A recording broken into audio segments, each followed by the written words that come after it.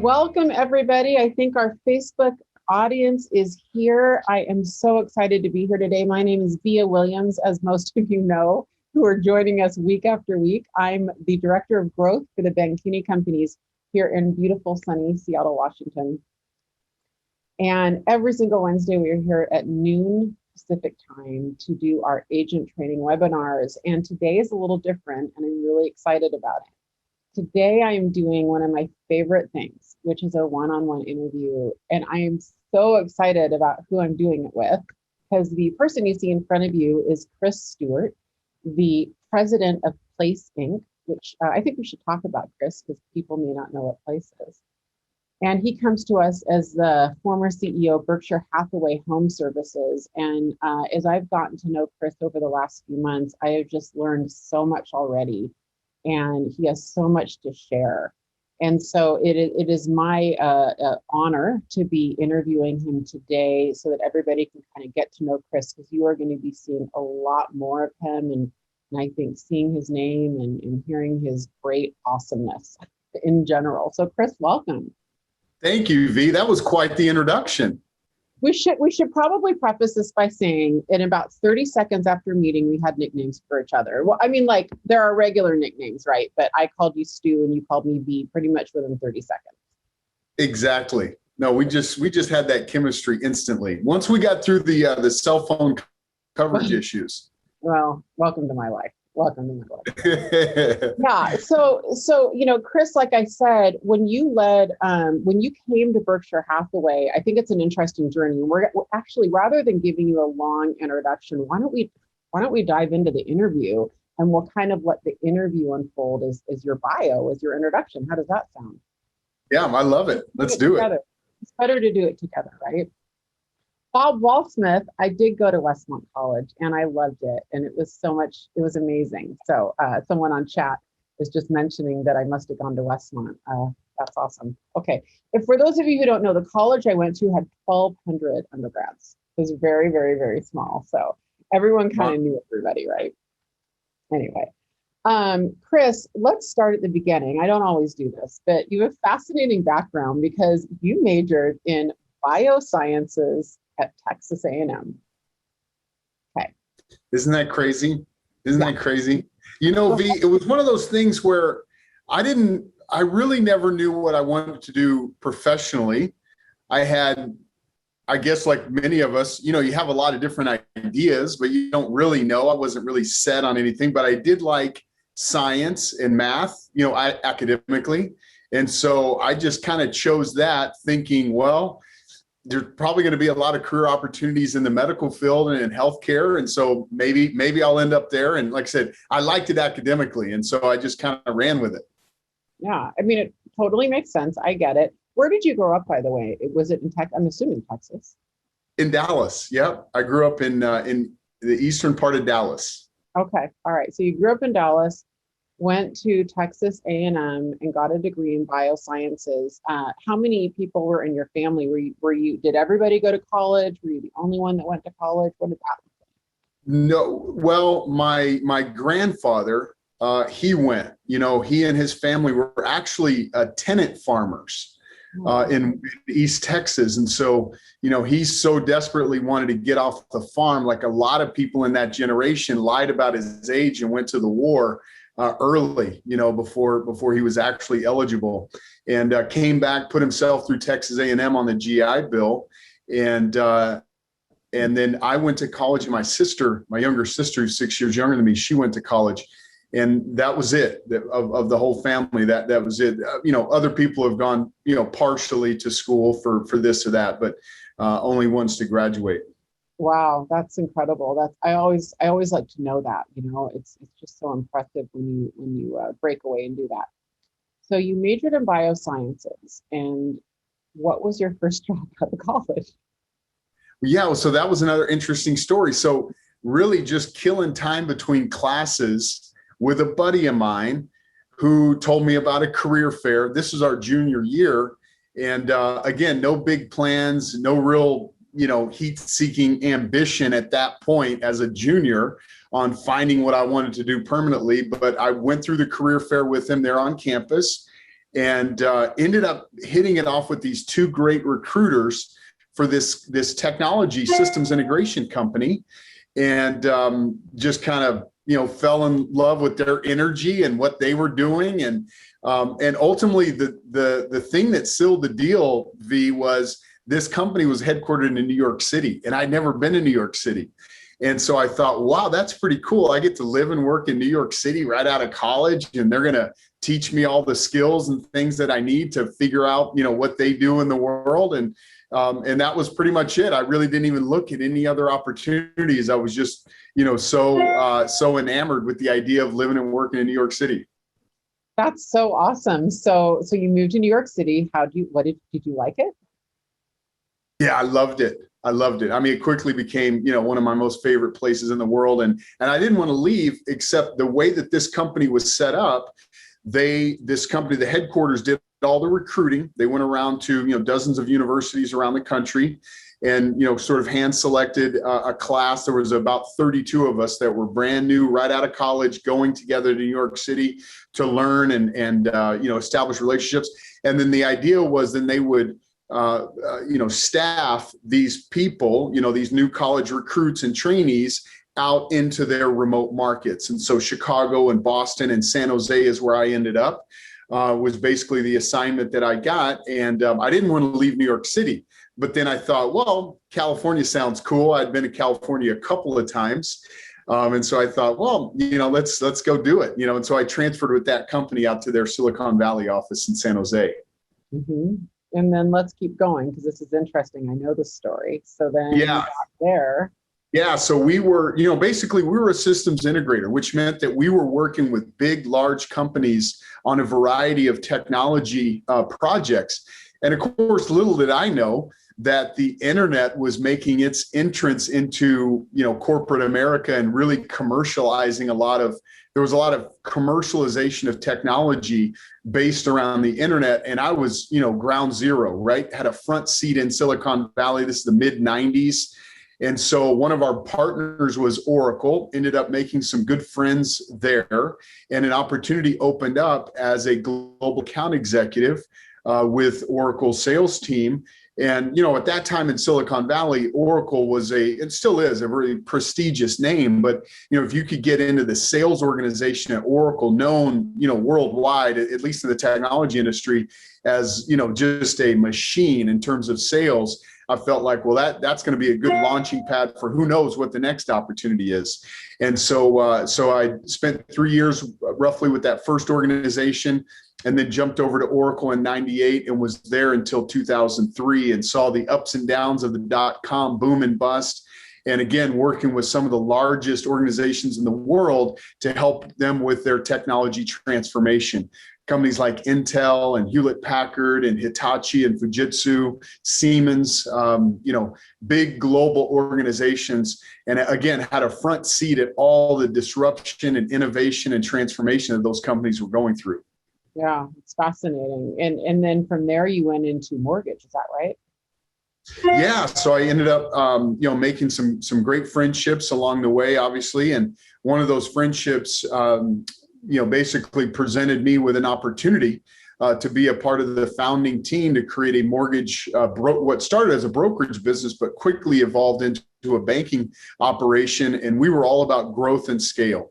So, within 18 months, we were operating in multiple states. And then our third full calendar year in business, we originated $6 billion in loan volume.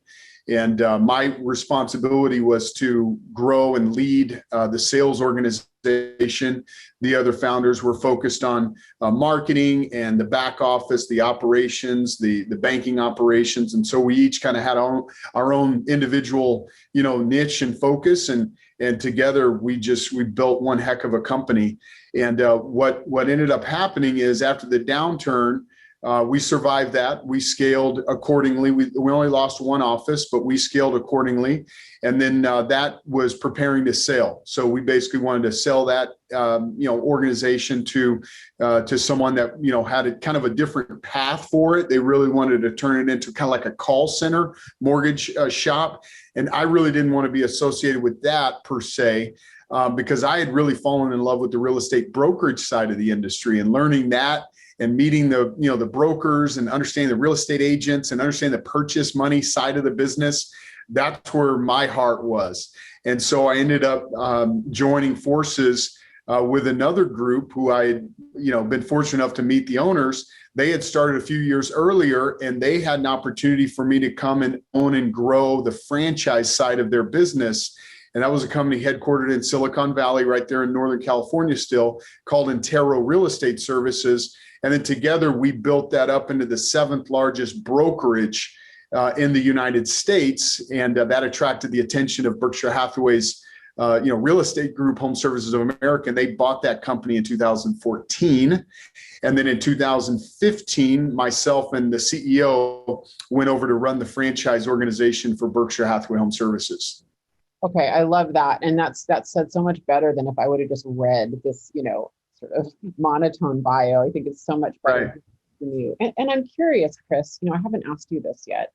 So I'm finding myself like putting my head in your shoes, and you're at Oracle, and and you're young and incredibly successful, right? It's in the the early 90s, mid 90s, right? Is that right? Mid 90s. At Oracle, late 90s, all the way through the first, 2003.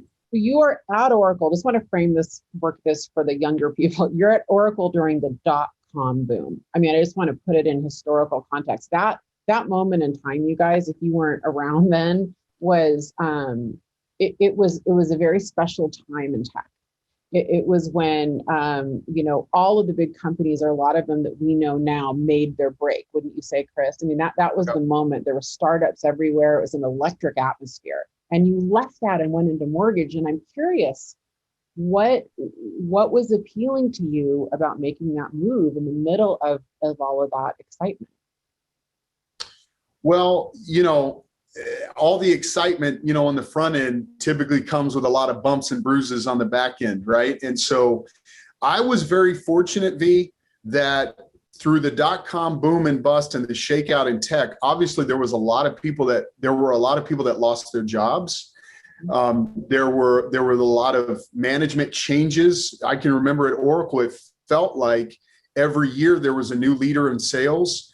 The comp plans would change, the territories would get smaller, the quotas would get bigger, the commission splits would get smaller, and so you go through all of that. You're very fortunate. I felt very fortunate. I saw a lot of friends lose their jobs or take jobs and the company shut down. And so, I looked at all of that carnage, and I felt very fortunate on the one hand, but on the other hand, I felt like, man, you're a cog in this wheel, and your fate and destiny a lot of times is outside of your control. And so there was something about all of that, scar tissue that just made you want to go, hey, let's go create, kind of your own pathway, and let's be less dependent in less outside of the sphere of control. And so I think that was really the most motivating thing about just doing something entrepreneurially and something that I could control and impact more. But you're right. To the extent that it satisfied all of those objectives, I didn't really know mortgage, right? I had bought a home, maybe 2 homes at that point, and refinanced the mortgage, I assume, a couple of times, but I didn't really understand the industry. But I think there was a lot of that same ambition and intuition, V, that led me into my first career choice coming from biochemistry that said, just bet on yourself. It's going to be good. Surround yourself with great people and bet on yourself, and it'll be fun. Is that a theme in your life, betting on yourself? Big time. Yeah. Yeah, big time. Where do you think that came from? Did you develop that, or is it natural? I think, probably a little bit of both. I mean, my grandfather certainly demonstrated that, and how he pulled himself up from a tenant farmer. They were picking cotton every year until November in East Texas. So he didn't even start school until November, December every year, and had to make up those first couple of months. And then, just to see the career he had. My mom also she's a hustler. She was a career advertising salesperson for the newspapers, and then worked a second job at Delta as a reservationist. So I think, single mom, and, all of those life experiences sort of give you a little bit of that swagger and grit that I think, takes, it takes a little bit of that, to have that bank on yourself mentality. But I think here's another thing that I will share that hopefully is valuable for the audience. I think a lot of people's quote unquote safety net is in the form of income. And that's certainly a perspective. That's certainly a valuable perspective to have. But I challenge people to also consider that their safety net is in the form of relationships. There's a lot of value in relationships, and it doesn't feel as tangible as what's in your bank account, but it is. In fact, sometimes it's 10, 20, 100x. So I think that sometimes could be a better perspective for people to think about too is, hey, I'm going to make this change, or I'm going to make this investment, or I'm going to go do this new thing. Who are you surrounding yourself with? How do you leverage and monetize those relationships that are in your life? Because that's every bit as valuable as the income in your bank. So just, something else to offer up there. I love that. And speaking of relationships, I want to dive into one because I think it's really special and unique. And that is your relationship with Gino. So can you tell everybody when you met Gino? And, I guess I'd be interested in knowing how he shaped, a whole entire segment really of your career and probably your life. Yeah. Thank you for that. So fortunately, maybe 6 years. Yeah. So 97. Okay. So I'm at Oracle, or almost at Oracle. My cousin leaves a career in tech to go sell real estate with Gino. Now, at the time, I didn't know Gino. I didn't understand his impact. I didn't understand what he had done. He had just, as a partner, built one of the largest brokerages in the United States and sold it to what would become Coldwell Banker. He had a 5-year non-compete, and in 2002, he left Coldwell Banker to start Intero Real Estate Services. My cousin was there for the whole journey.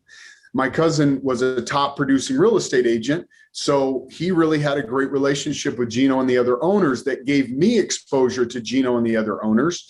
And I was watching the growth trajectory of Intero as we were building the mortgage company. That was one of the relationships that really exposed me to the brokerage side of the business, not just the mortgage side of the business. And I saw the impact that Gino was having, not only on my cousin, but everyone around him.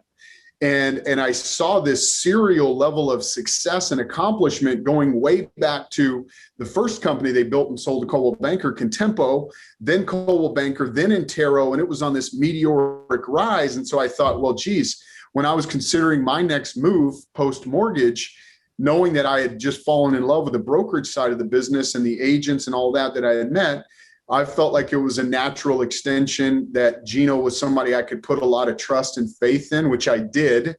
And, took several steps backwards from an income standpoint to take that role at Intero. But you know what? I had done the same thing when we started the mortgage company.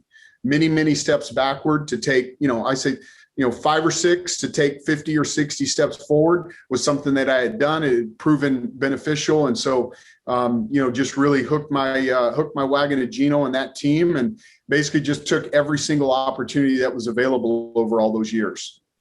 What do you think Gino's leadership skills are and were that made and make him so successful and effective? Well, there's many. I would say some primary ones are an unbelievable work ethic, an unbelievable resilience, and just ability to kind of roll with the punches, lead from the front. A tremendous operator in terms of just really understanding the business and understanding how to drive the lead measures that result in the success we're all trying to achieve.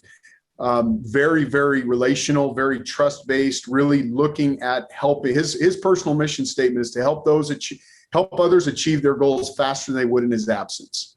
And, and he really operated from that spirit. And I would also say accountability. We really ran an accountable shop, which was, a huge driver in the success that we experienced. And I guess I should have stated, we're talking about Gino, it's Blafari. Is that how I pronounce the last name? That's right, Gino Blafari. Mm-hmm. And he's the chairman of the board, right, of Berkshire Hathaway. Home services, and then the CEO and top person within Home Services of America, which is one of the largest home services platforms when you look at brokerage and mortgage and title and insurance and franchise in the business. Yeah. What did you know? So that's a good explanation of his leadership skills in general. What did he do with you that caused you to follow him and stay with him? Tell us give us some, there's a lot of leaders that are watching this, Chris, who I think can glean. You are a strong, charismatic, probably brilliant leader yourself. What makes you, or what made you, I should say, follow and stay with Gino? He's got to be pretty extraordinary. I'm intrigued by this. Yeah, well, I think there's a lot of parallels to sports in terms of business performance and success. There are other parallels, but sports is one. Gino really gravitated to that. He was an athlete growing up, so was I. And one of the things that we took away is if you study any championship sports team, they're all characterized. Now, the players and the teammates and things would have their own words, but I think there is a commonality in friendship. And so Gino and I had an incredible friendship that was completely based on trust and the willingness to help each other both lead and follow, right? And I think that's one of the biggest things in leadership is you have to be prepared to follow too. And it's a function of what are we trying to achieve? Who's the best to take lead on that particular initiative? And again, be in this kind of flexible place where I'm going to lead in some initiatives, I'm going to follow in other initiatives. But at the end of the day, it's not about who gets the credit or whatever like that. It's, let's lead when we need to lead and follow when we need to follow. And he and I very much had that kind of relationship. Yeah, that friendship was at the center of it. I live that, as we were talking about it earlier today. I live that with my, our leader, Ben Kinney, and it is so important. And you're right, keeping ego at the door and saying, you know what, you're better suited for this. You should, take this on. This is more a Ben thing or a Ben person. And also, feeling safe enough to say, hey, I think I should run on this. I think I'm probably the better person. I couldn't agree more. Wow. We haven't talked about that. That's interesting. Thank you for sharing. I've been curious about that for a while.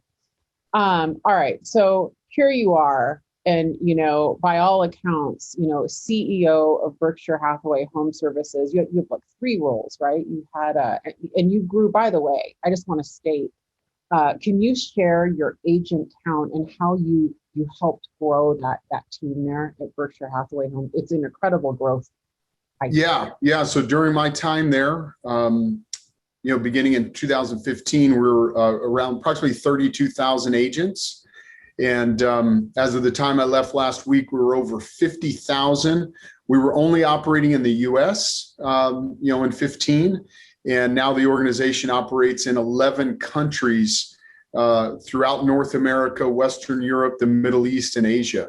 So it was pretty remarkable. The growth and the team there really deserves all the credit. It's just a really, really magnificent team.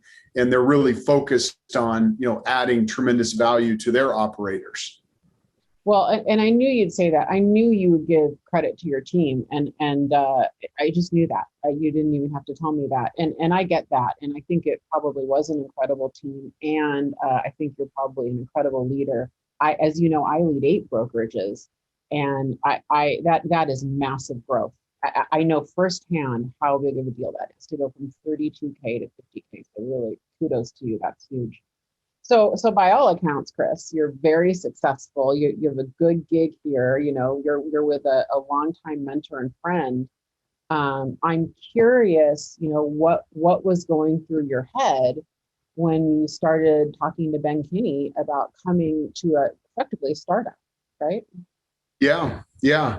Well, I think, there's this constant assessment of, at least for me, there's this constant assessment of what is my professional role and title and responsibility and opportunity? And then what am I super personally motivated to do?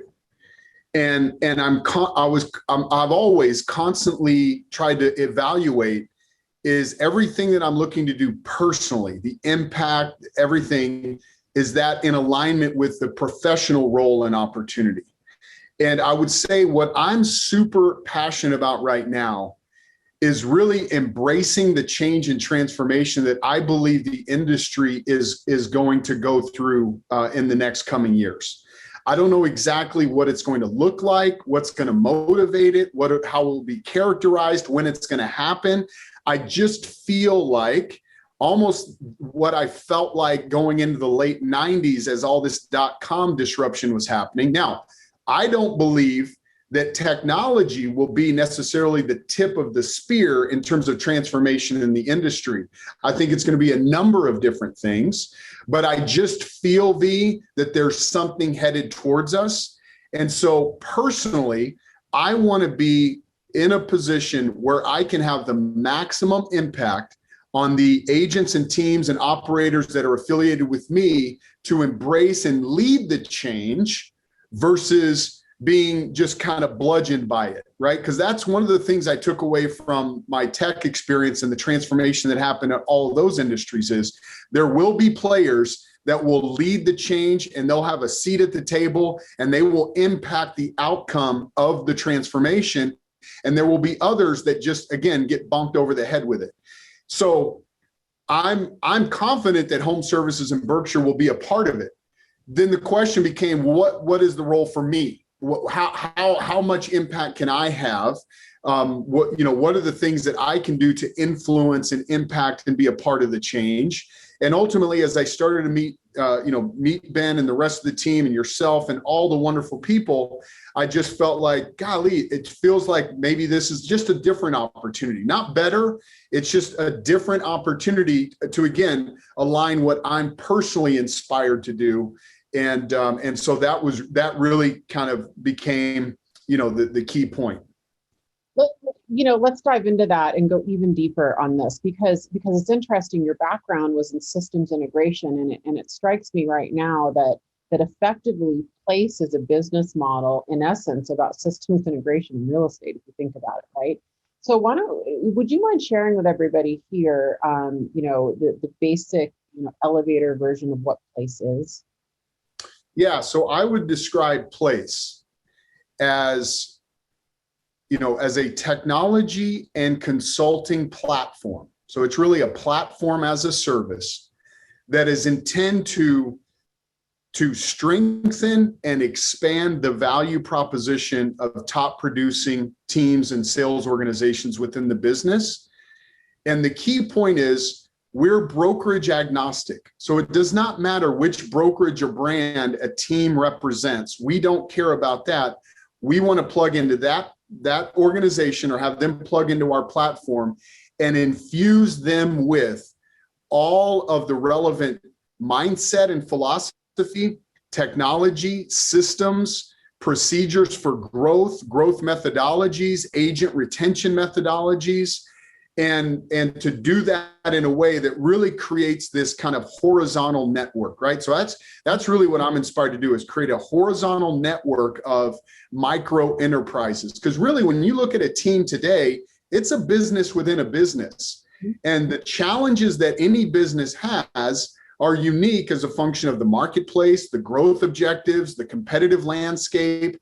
And we believe at Place that we have both today as well as the ability to transform tomorrow that collection of business services that those teams need to stay relevant and stay competitive.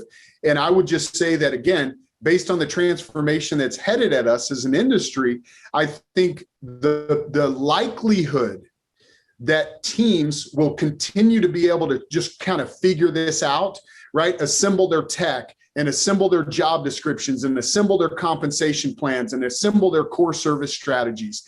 That will become increasingly harder and harder as transformation and disruption continues to be aimed at the industry. So I think for a lot of teams, they will say, well, I can continue to try to figure this out on my own. I call it paying the dumb tax, or I can just partner up with someone that's already paid the dumb tax for me. And the best piece of it is I don't need to leave my brokerage or brand to do that. I can just tap in. And here's kind of fundamentally what I think. And in fact, there was an interesting survey, V. I don't know if you saw it, but the median income for realtors went down. Yeah, I saw that in 2020. Okay. Yeah. So, and this was my thesis going back 2 years. Are agents making more income? Yes, potentially gross closed commission income is exceeding. Last year it went down, but here's what I know for a fact. A lot of those agents and teams are chasing top line growth in GCI by increasing their expenses. That's a bad formula. Buying right? revenue. And so buying revenue. That's right. Yeah, net income. And I think we can really help impact people's net income. And I just get super inspired to attract an audience and network of people that want to achieve that goal. And again, there's many ways of skinning the cat, but I just think that where we are and where we're going and the resources that we have and will develop will put us in a much more, capable position of leading the change and transformation the industry needs to see. Yeah, and it's your explanation of place is perfect and appropriate. As the president, what I always say to those teams or agents that are watching this is what it really does for you is it's your back end partner. It's effectively a partner that does all of the back end business systems and services. And I would say gives you a tribe and a community, gives your agents a tribe and a community. An opportunity for growth, things like health insurance, stock options, potentially down the road, and things that a large company can give, right, that you can benefit from. When most of our real estate teams, me included, Chris, are really started by people who are ace salespeople, really good at salespeople, really great, amazing personalities. And, a lot of us didn't get our MBAs, and a lot of us don't have a back end, CFO and a whole entire team of accountants and bookkeepers and controllers looking over our books and helping guide us. And what percentage should go to this? What should go to this? Should we be breaking down our buy side and our list side into separate P&Ls? So looking at it as one carrying the other. All these things that it just helps to have a consultant with, and to have tribes with and a whole people. We used to call it expansion back in the day, but it's really way different than that. This is really a back-end systems partner. And then what you're going to lead the charge on is everything, including, core services. You don't call them ancillary services. Core services, like title, mortgage, right? Escrow, insurance, all of that. Yep, exactly. Yeah, and that's why, I really refer to these teams as micro enterprises. So if I'm a small business or a business inside of a business, then how much leverage can I create across all of the potential value that I'm creating in terms of my customer relationships? Because that's really the tip of the spear, right? You have a customer. In some instances, you've represented that customer and their family and their family's family, So how do you monetize that? How do you stay attached to that? How do you monetize that in as many different ways as possible? And again, in the context of how transformation and disruption might greet the industry, that will be a changing proposition. That's going to just evolve. It'll mean different things as we go forward here. Yeah, that's right. So let's dive into, the agent, because we have agents that are watching right now, right? We have agents that we are speaking to on my weekly trainings. These are agents. These are our people, Chris. The fundamental question to me is, what is the number one problem that we as agents should be trying to solve right now? Yeah, and I think that's a great question, right? Because all businesses should ask themselves that question. What problem am I trying to solve? I got to tell you, when I was in the late 90s there, the .com, and I feel like the same thing is true in our industry right now in a lot of ways. There's a lot of companies out there that have solutions in search of a problem that doesn't exist. And so I always challenge agents or teams as the CEOs of their business, what problem are you solving? And a lot of times I feel like the problem is lead generation. I got to find my next deal. That's the problem that keeps people up at night.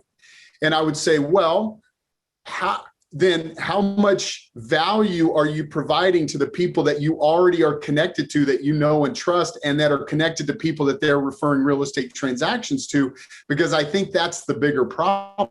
But so many agents fail to transition away from only or primarily lead gen and prospecting and transactions and into some kind of a sustainable business. That's why our counterparts, attorneys, architects, physicians, they have firms, they have practices. We have businesses. So why is it that so few agents really transition or able to step away from personal production? Because they never transition into that more relational, strategic, firm mentality or a practice mentality. They stay tethered to that treadmill of prospecting. And of course, I would never advocate that we shouldn't go find business. Of course. I'm just saying how much of that your time and resource and budget is spent doing that. And as industry, I think we're disproportionately leveraged into prospecting and top of the funnel activities at the expense of adding more value to our customers, better monetizing those relationships, staying connected and sticky with those clients so that we don't leak any of the business that's attributable to those networks or being referred by people in our network. So if you look at the number of possible transactions available to any agent at a given time, Chris, right? When you talk about that, and you're talking, of course, about your loyalty gap right now. When you talk about that, how many transactions am I actually getting? How many transactions is Bob Wall-Smith and Ann Kennedy and Kate Yeoman and Judy Brown? How many transactions are we actually getting, do you think, out of all of the transactions available to us based on our sphere of influence and areas we service? Yeah, that's a great question. And just to kind of underscore the point, the real estate loyalty gap was a term that I created a few years ago that describes the desire customers have to reuse their agents, right? If you look at the NAR survey data as an example, 80 to 90% of all buyers and sellers say they love their realtor and would absolutely use them again. Well, and just as an example, last year's report, only 13% of repeat buyers actually use the agent from their previous transaction. So this gap between 80 and 90% who desire to be loyal, right, who have affinity for their realtor, and the 13% that actually do, represents the greatest economic threat and opportunity that I think is in front of the industry. So to answer your question, V, and a lot of people, as I share this, this philosophy or mentality, they go, well, Chris, we've always heard work our database, work our sphere, and I get 100% of my clients from my sphere. And I would say that's great, but that's not the question. The question is, how many available transactions inside of your sphere or that were referred by your sphere are you getting? And the best I can determine, V, I think the very, very best agents are probably 60 to 70%. And most agents are less than half. Most agents, I think, are way less than half. And so, I think just by better focusing on what they're saying, how they're saying it, diversifying the services that they're providing, and getting off of just this treadmill of prospecting, which so many people just spend too much time doing, I think that there's a 2, 3, 4x opportunity to increase productivity at every single agent's doorstep. And it's just about perspective.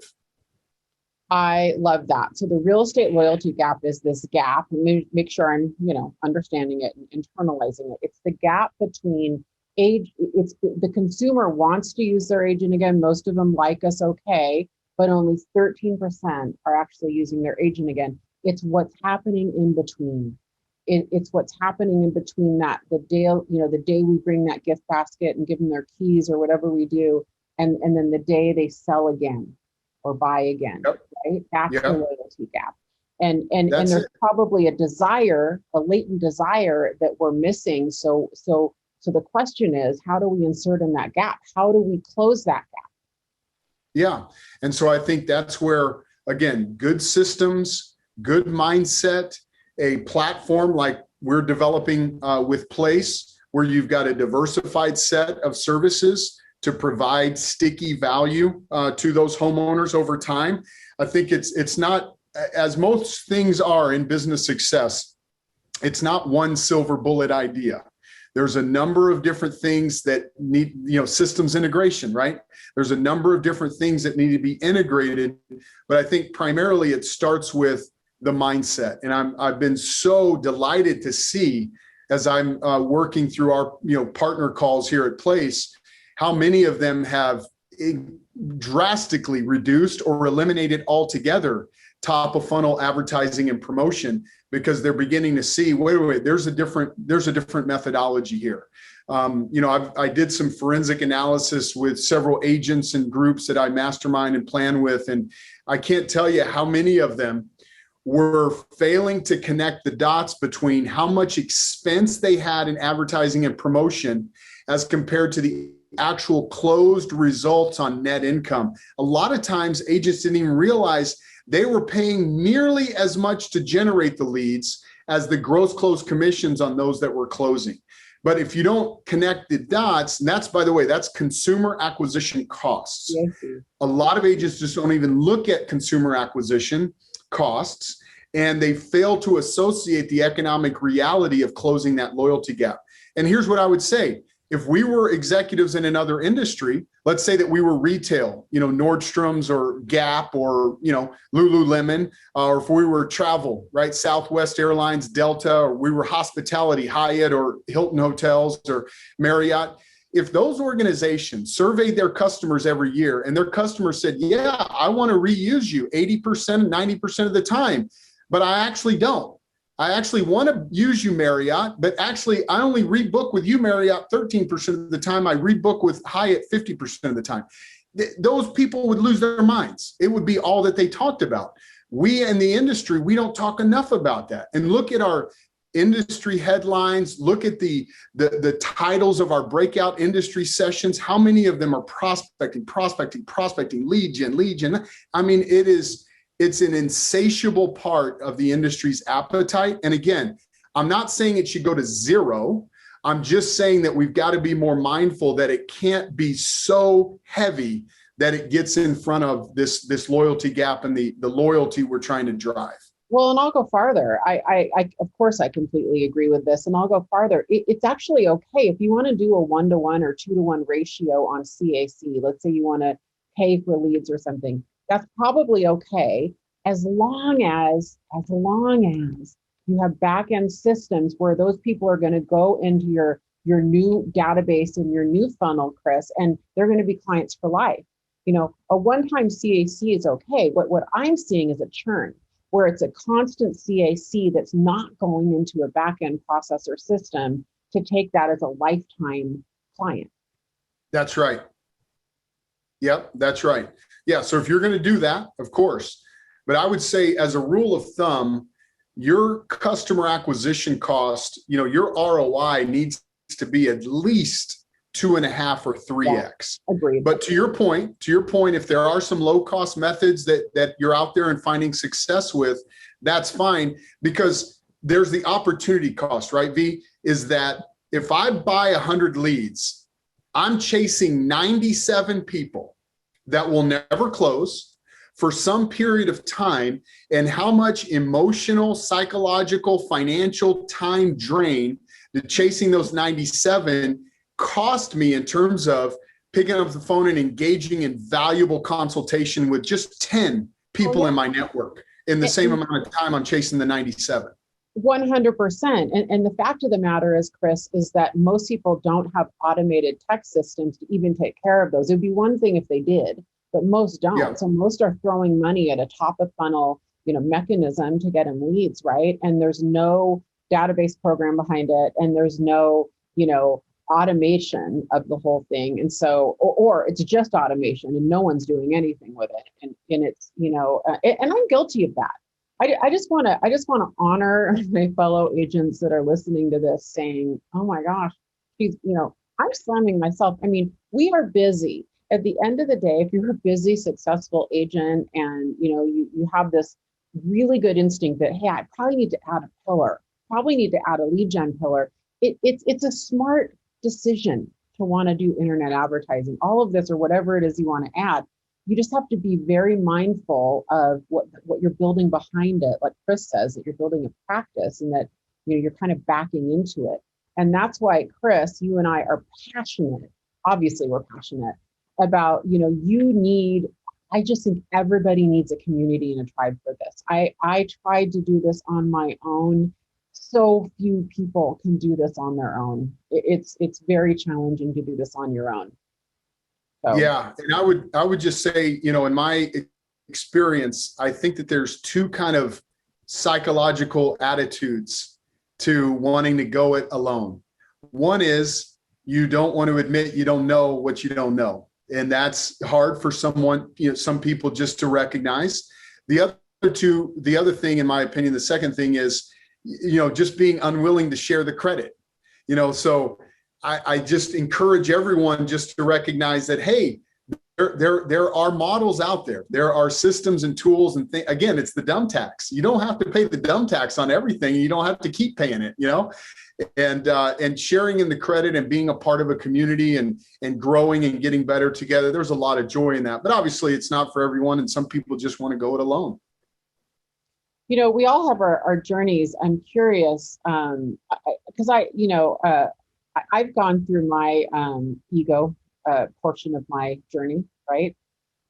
And my life got way better, Chris, when I decided that I didn't need to look good and be right all the time. It just got a lot better. And the following, great people enhanced my life, right? And so I'm curious, have you always been like this? Because would you have maybe thought sharing this spotlight at some point in your life? Or have you always just kind of been okay with that? You've always had your ego in check? Yeah, I think it just goes back to my upbringing and the friends that I had growing up. I think playing sports, I loved competitive sports and played, all the way through high school. But I was never the star, and so I think that helped me, just recognizing that, I'm there to support others. I've just always had that mentality. And so whether it's helping or being helped, it's just, I think, been part of my psychology from early on. Yeah, it's interesting. So staying on this topic, sorry, I did want to go down that rabbit hole because I was curious about that, because this has been a learned development in my life, right? I mean, the joy and the fulfillment I've gotten, effectively being number 2 has been kind of game changing for me. And I think I would have fought this early on. I think there are times in my journey I would have fought it, and it was a mistake, right? Big. I would have gone farther faster had I not fought that. But my question is, kind of talking about this loyalty gap, I kind of want to move into your vision, Chris, of the consumer experience in real estate. What is that going to look like, do you think? Where are we going anyway with that? Yeah. So I think the winners, and like in any industry, there won't just be one winner. There's going to be a lot of winners. There's going to be a lot of folks, kind of, hashing it out in the middle. There's going to be a lot of folks, just providing discounts and things like that. And, there's room for everyone. But I think as a key quality of companies that will be, around this industry forever and really competing, will be those that drive the best consumer experience. And the thing that I think gets in the way of that today is selfishness and ego, right? How much of the industry props itself up by advertising to consumers how much we sell, volume, market share, number one, this number. I mean, it's like dentists advertising how many teeth they pulled last year. It's just a very, right. So I think, number one, the organizations that can really get their mind around this idea that, no, we need to pour into our customers. Our customers are our heroes, not us. And I think there's this great symmetry where at Place, we're going to make our operators and their team members our heroes. And we want to then inspire and encourage the Place teams and team members to make the customers their heroes. And what that's going to mean, V, is we've got to get out of each other's way. we've got to eliminate competing agendas, and we've got to get really, really sticky with all of the requisite services involved before, during, and after the transaction. And the companies that can provide more of that in a really easy experience, whether that's a call center, obviously an app, technology will have its role, but to the extent that we can drive more and more of the homeownership experience through a really seamless, frictionless consumer experience, that those will be the winners in the future of the industry. So what I'm inspired to do is help inspire our place team members, our platform members, to say, hey, that's a vision that we can get on board with. We're not exactly sure what it looks like, but we have a seat at the table, and we want to approach this as proactively and collaboratively we can, so we can be a part of the change, not be bludgeoned by the change that's headed our way. So the future is an integrated approach with, not just real estate, but, transactional things, right? Mortgage, title, escrow, and then after the sale, right? Insurance, home services, security systems, whatever it is that keeps us sticky and with them to narrow that gap. Yeah. And I think, when I look at the competitors or, attempt to, extrapolate out or envision what their future might be, I think this is where the puck is headed. So again, if there's billions of dollars aimed at an outcome, trust that you're either going to be a part of it, you're going to help shape and influence it, or it's going to happen to you, right? The change is, it's one way or the other. And so I do feel like that there's kind of two mentalities in the industry. I think one mentality in the industry, V, is represented by agents or teams or brokers that are constantly asking the industry, what's next? What's going to happen next? What's around the next corner? And there's another population in the industry that says they're kind of on their toes and ready to be a part of creating what's next and eliminating those barriers and creating new models and making sure that whatever's in the best interest of the customer, that's what we should be delivering. And I think really that sort of underscores the biggest transition in what I imagine for the future is we've got to put the customer at the center of everything and every decision and every agenda item that we create. So for every single real estate agent watching, I think the focusing question you can be asking yourself, and this is kind of one to ponder as you move into, business planning and what you're looking at building, whether it's you're an individual agent and will always be so, or an aspiring team rainmaker, or you already have a team, is how can I be sticky and stay with my database effectively, my sphere of influence, more throughout the gap between purchasing and selling the home and the next purchase or sale. Is that accurate? That's the question. That's what we should that's the problem to solve. That's what we should all be focusing our time on, right? Yep. And it doesn't matter. You don't have to be a place. You don't have to be anywhere. That's the focusing question that we're probably not spending enough time on this. We're probably talking too much about sending recipes out to our database and not really thinking about what they need and what's going to be of value to them at various junctures, right, throughout their life in the home. Yep. And I would say the other focusing question, V, is what can I do to constantly assess how my customers are experiencing me and my brand pre-transaction and during transaction? So in other words, every agent has probably 3 or 4 mortgage lenders to choose from, and insurance agency A, B, and C, and relationships all over the place. The qualifying question is, what provides my customer the best experience? Frictionless, low stress, great service. It doesn't always, we can't charge a premium to customers at every step of the transaction, right? Part of our job is to remove the stress and friction, save them money, save them time, save them anxiety. And if we're constantly evaluating all these steps through the lens of what's in it for me, that's the wrong perspective. We've got to be asking what's in it for my customer.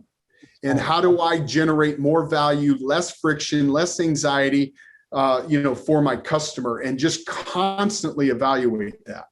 Oh, it's constantly with them. I'm constantly we should all be putting ourselves in their shoes and thinking on their behalf, what's in it for me? Not what's in it for me, Chris, me, Via, you, Stu, me, but what's in it for our customer, right? In fact, I would argue that's one of the most important concepts in communication and sales, in influence, in business, and anything we do is thinking about what's in it for them, not us. Very well said. So switching gears a little bit. So I have this thing that I say, it's called DHB. Got it from my dad. Sometimes my dad's on these. I don't know if he's watching. And DHB means deeply held belief, Chris. So I'm curious, what are your DHBs for your life? Yeah, I'd never heard the term. So credit to your dad. Yeah. I think one of them has to be is putting other people's interests ahead of your own. I think that's just been one of the things that's really served me very well.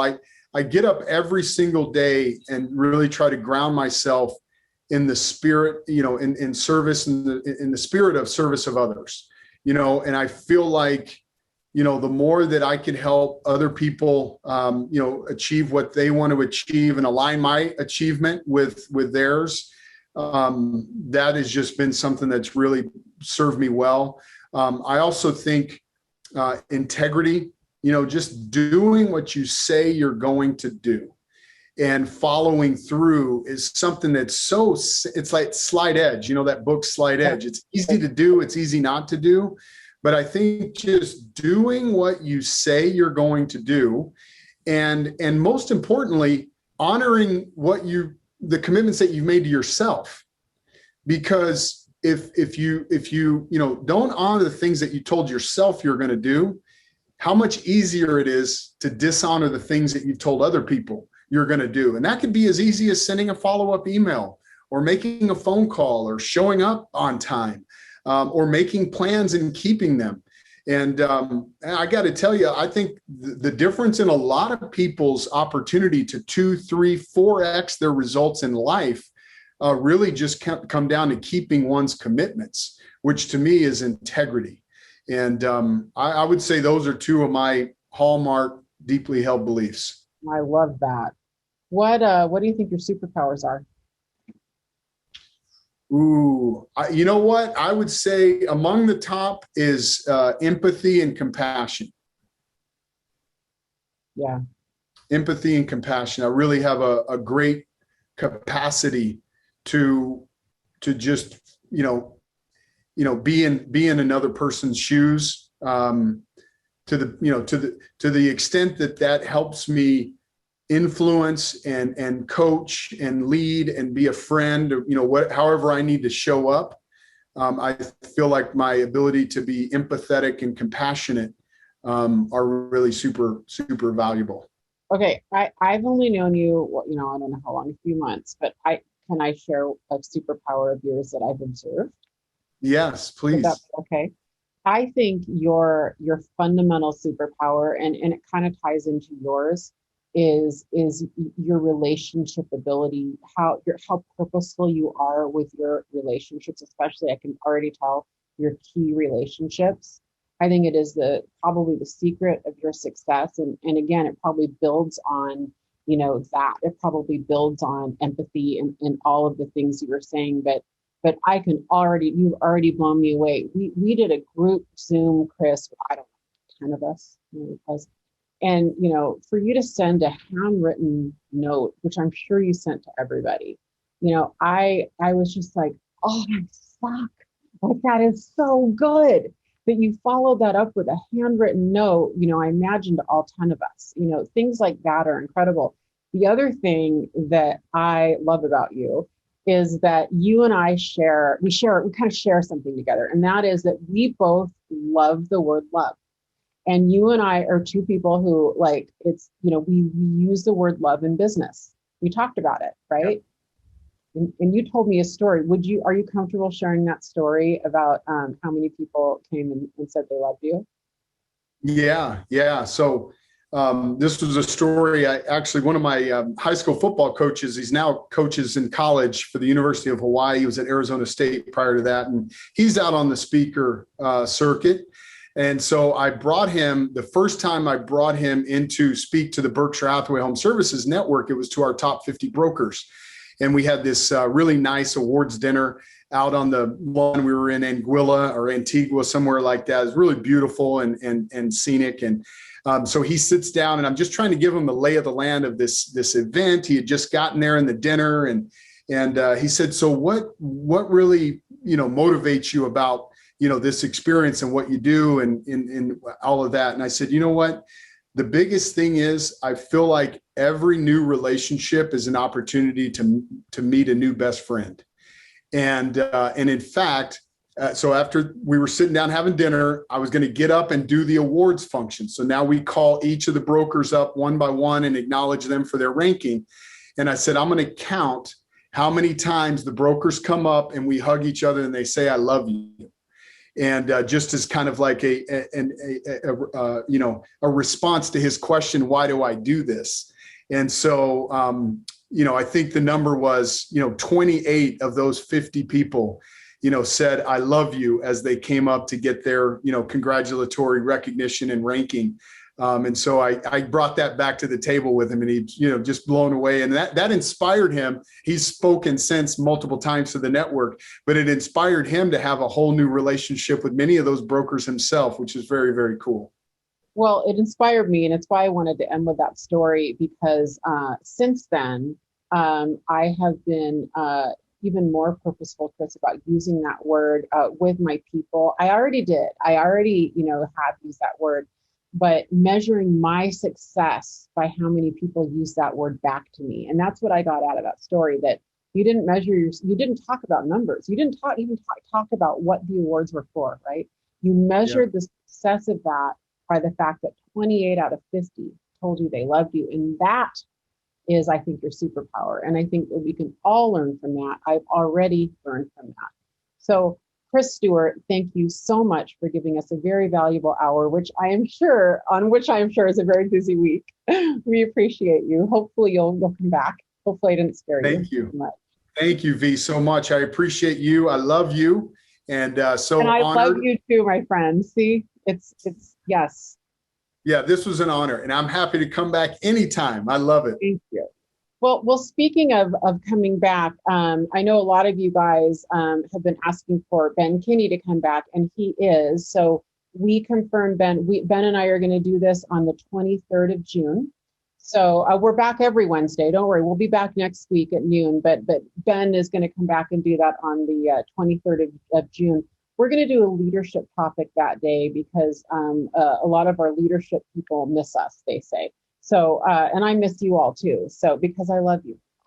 So we're gonna come back there. We will see you guys next Wednesday at noon PST. Will you join me in giving a big, huge thank you to Stu, who came and spent an hour with us on a very, very, very busy week, and we appreciate you. All right, guys. Talk to you later.